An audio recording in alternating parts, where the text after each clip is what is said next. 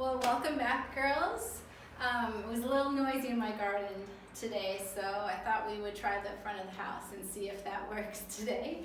But I hope you guys had a great week. I don't know about you, but I am loving doing this program with you. I'm super enjoying it. And I'm sure you would have noticed this week that we were reading through Genesis, and then all of a sudden we jumped to Job. And maybe you were thinking, what is happening here? Why are we just going by random now? But what we're actually doing is this program of reading through the Bible, this plan that we're using is a chronological plan. So that means that we're going to read the books of the Bible in the order that they were written, which is super cool. I've never done this before, and I'm super excited to do it with you. It basically means that through periods like the Babylonian captivity, which is kind of like scattered, the books are scattered through the Old Testament. Those are now going to come into a timeline. And we're going to get to read them in order. But this also was cool to read Genesis and then to read Job. I don't know. I thought it was cool to do it that way. But that's what's going on there. So this week I wanted to kind of share with you an experience. Have any of you ever been caught out by God? I was caught out by God in this week's reading. My family and I are in a bit of a situation that is requiring us to trust God. To trust God with a lot of things, but one of those things is the finances. And so when I was reading the day that we read Matthew 17, I was reading that morning, and it's about trusting God and the way that He works and His kingdom, and which is so different from the way that we work, and how we can trust Him like little children, and read this specific story about the coin in the fish's mouth. And so I just wanted to share that with you, because what happened that day. So in the morning, yes, oh Lord, that's amazing.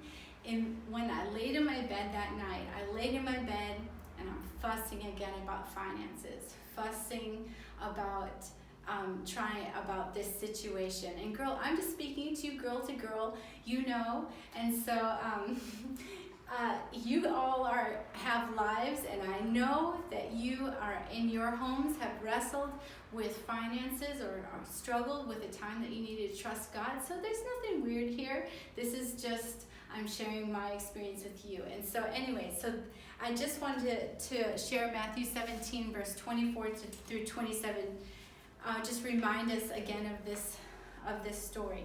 It says, when they had come into Capernaum, those who received the temple tax came to Peter and said, "Does your teacher not pay the temple tax?" And he said, "Yes." And when he had come into the house, Jesus anticipated him, saying, "What do you think, Simon? From whom do the kings of the earth take customs or taxes?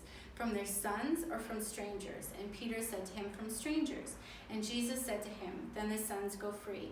Nevertheless, lest we offend them, go to the sea, cast in a hook, take the first fish that comes up, and when you've opened its mouth, you will find a piece of money.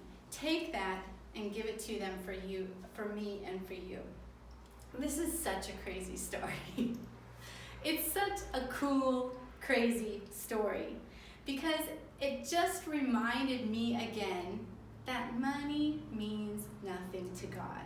It literally means nothing to God. The streets in heaven are paved with gold. Money is no big deal for Him at all. It is absolutely no big deal for Him at all. In fact, it's just a means to get what He wants to get done. And I have to be reminded over and over again that money is nothing to Him. It's literally, so the things that I'm fussing and fretting and that are so worrisome to me about my finances or whatever, He's thinking, I could really just have you throw a hook in the ocean, pull up a fish, and grab money out of its mouth. It's really not a big deal. So He caught me out that night on my bed fussing about money and reminded me, Sarah, was I not the one who put the money in the mouth of that fish? Was I not the one that told it to go to Peter's line. I was the one. But then we were reading further in Matthew 18, and it says, assuredly, I say to you, at the very beginning of Matthew 18, it says, assuredly I say to you, unless you are converted and become as little children, you will by no means enter the kingdom of God. But whoever humbles himself as this little child is greatest in the kingdom of heaven. If we're humbled, if we are converted and become like little children. The NIV says, unless you change and become like little children. And LT says, unless you turn from your sin and become like little children. And the Amplified says, unless you repent, that is, you change your inner self, your old ways of thinking, live changed lives, and become like children, trusting, humble, and forgiving. This is what is supposed to be our goal, to become like a little child like this, trusting, humble, and forgiving. When an adult, so us as adults, when we hear this story about the fish, we think, that's weird. I mean, that's just crazy. That's what we think. But a child, when a child hears the very same story, he says, Mama, let's go fishing. That's what he says. And that's the difference between trusting like a child and thinking like an adult, huh? We can trust God for miracles in his ways that are outside of our context of natural. Wasn't he the one that told the donkey to talk? Wasn't he the one that parted the sea? Wasn't he the one that turned water into wine and spoke everything into existence from nothing? He is so other than us. He's so other. He does not work according to our ways. And we can trust him. In fact, we need to trust him like little children, don't we? I don't believe that we are really in a situation where God is really challenging us to trust him, unless our fight or flight reflex has been activated. Do you know what I'm saying about that? The situation is so intense that we either want to fight what we believe to be the enemy, or we would just want to run and get out of there. That is kind of like the tightrope that God asks us to walk with him, that he wants us to be in, to trust him. And so it's really what trusting God looks like. Trusting God is walking all the way to the end of the branch, standing there, holding on to nothing, and just believing that he's going to carry us and catch us. When we first moved to South Africa, I very quickly found myself in a situation where my fight or flight was activated. When we moved into our first home in South Africa, I couldn't get my head wrapped around how South Africa worked. I just couldn't understand. Here's my home that I live in. Every wall, every window has security bars. There's a massive security fence around my whole house that has barbed wire at the top. And every door, it has a security gate in front of it. I couldn't understand, I couldn't get my head wrapped around why that was all necessary. And it freaked me out so badly. I couldn't, what was it out there that was so dangerous that we needed to put all of this in place? And so I went about asking people about it. And so talked to my neighbor, come to find out, no, all of this is we have this in place because he had this violent break-in, or the guy had a machete, and it was quite a violent incident and experience. So that is like, it's my neighbor, oh my gosh. Then I go and start talking to more people and start talking to people from the church and finding that almost everybody has a story. Almost everyone has had some kind of violent incident happen in their life.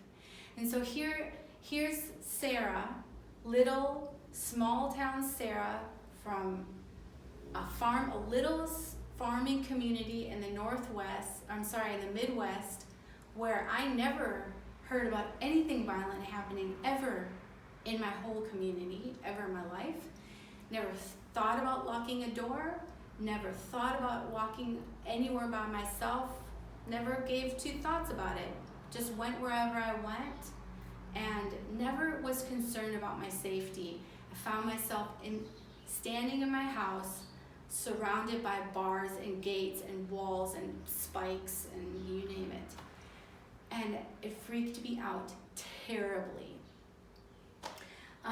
My fight or flight was definitely activated, and that set me into, because then people, as you know, we started doing our ministry at the gate.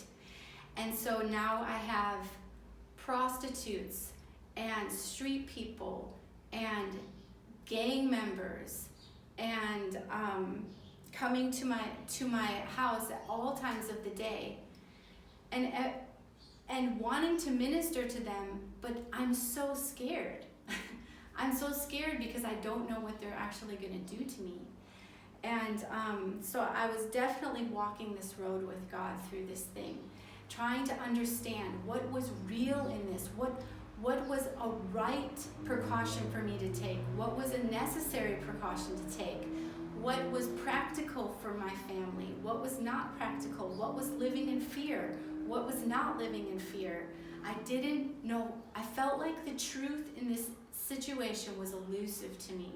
I felt like it was a mirage that I could never really grasp and understand. I really felt like a duck out of water. I didn't know what I was supposed to do. And so my fight or flight was definitely activated. And what happens when our fight or flight is activated?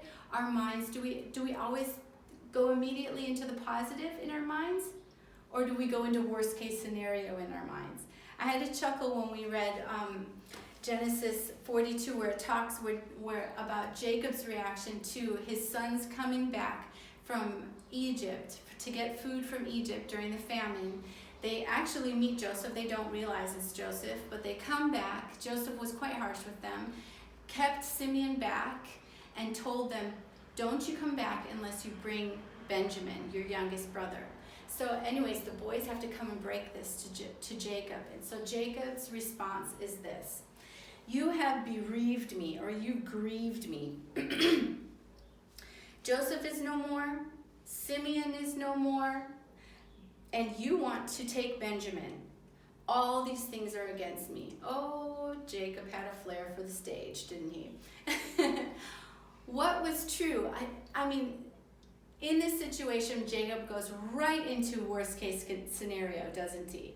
Because what was actually true? Was Joseph no more? Was Joseph dead? No. Was Simeon no more? Was he never going to see Simeon? No. Was Benjamin going to be taken by Joseph and never return? No. Were all these things that were happening all right against Jacob? No. None of these things were actually true. But in the moment, when it hit Jacob's worst place of fear, he went immediately into the worst case scenario. And we do this all the time, don't we? We go immediately into the worst case scenario. Well, this period of time when I wrestled with fear was a significant amount of time that the Lord had to walk me through. It was over a year long. And before I was able to deal with it. But anyway, as I was coming through it, and just in prayer and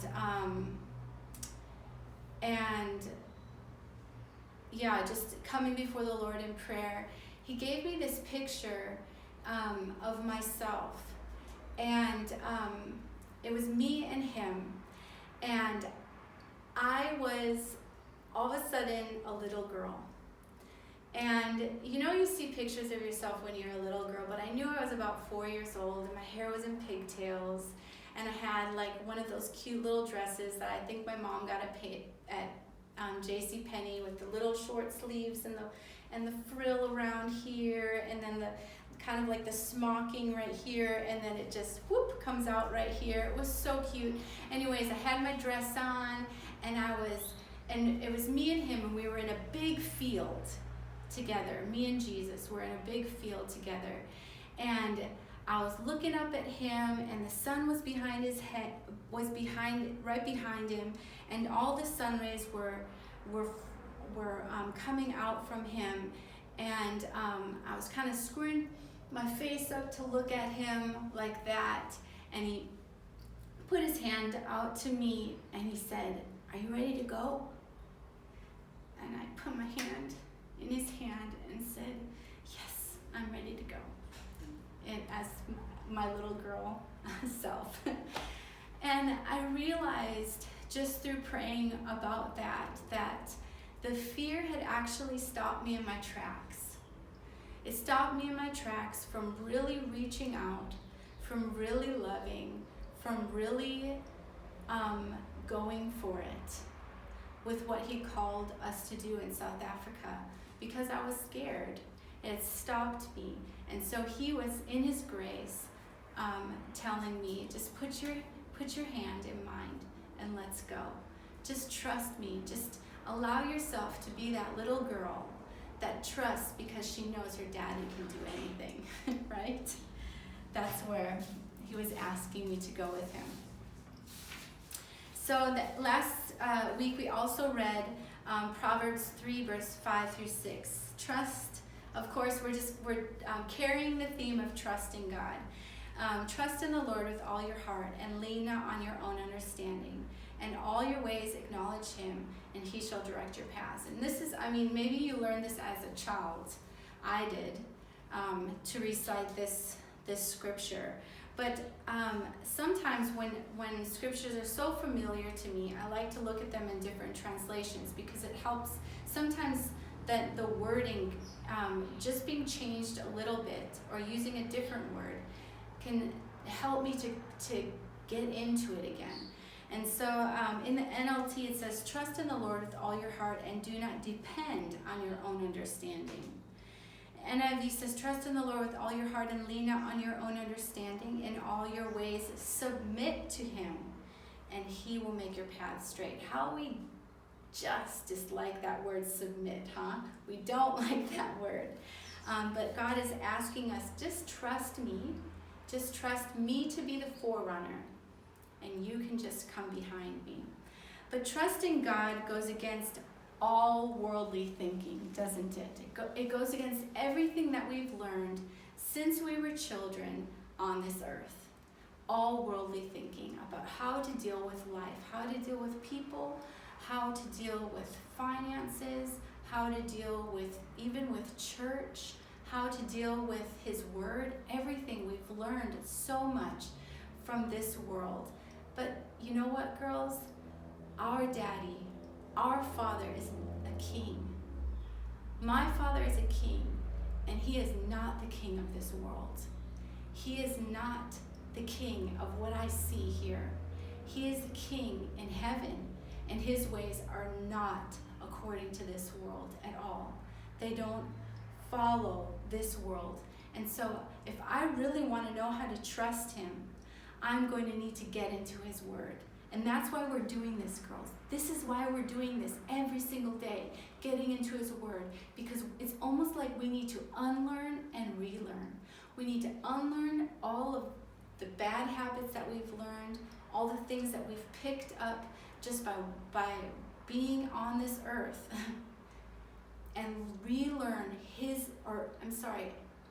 unlearn those things and then learn again his ways, how he does things. And he is the God of the coin in the fish's mouth, isn't he? He is that God that is whose ways are completely opposite than ours. But there's one connection that I just want to close with that is so, I believe, so important, has been so important to me with trusting God. And if you haven't noticed yet, trust is a bit of a theme in my life that God keeps circling me back to trust him deeper and deeper and deeper and deeper. And I also know I've been sharing quite a bit about myself this morning. I don't always do this, but I just feel like it's important. It's the pictures that God gave me over this are important, and I just want to share them with you. So in another time when I was just struggling in ministry and feeling burned out and disappointed, and you will know that in ministry this is normal. This is actually, it's normal, and it's a necessary thing of us learning the end of ourselves, and that he has no end. That we don't need to gauge our strength according to what we believe our strength to be, because he is endless power and strength. It's a normal thing that actually you have to go through. It is becoming discouraged, realizing you haven't got it. I didn't have it anymore. I didn't have it to love people anymore. I didn't have it to give I didn't have anything left to give anymore in this time. And so in prayer, the Lord was I was just dealing with this, because what I was really struggling with is that in all of that, I completely lost my joy. I had no joy in life, in serving him, in the people around me. And that was concerning to me big time, that I was becoming cynical and hard. And so anyways, just in prayer over that, the Lord gave me a picture of myself and I was standing, it's again just me and him, and I was standing at the top of Pearl Rock, overlooking the whole of the valley, all of Pearl in the valley, overlooking it. And I was standing there and just tears running down my face, because I was so, both from the pain but also from the fact that I didn't have the love that I wanted to have, and that I didn't have the joy that I wanted to have. And just asking the Lord to help me. And he said to me, "Will you jump again?" And I realized what he was asking me to do. He was asking me to jump, to go for it again, to go for it with the people in Parliament of South Africa, to go for it again. And I knew that in that action, I had to let go. I had to let go of the hurts. I had to let go of the disappointments, the things that people had said, things that I felt were wrong. I had to let go of those things. It was the letting go, and it was the jumping. But I knew also that I didn't have anything to catch me. I had no parachute, had no ropes, no nothing that were holding me onto that rock, nothing. I could only trust that he was going to catch me. But I knew that if I jumped, that I would find what I needed, that I would find the joy again, that I would find the passion again to serve him and to love his people. I knew that it was a connection between the two. And it says in Psalms 5 verse 11, "But let all those rejoice who put their trust in you. Let them ever shout for joy because you defend them." He is our defender.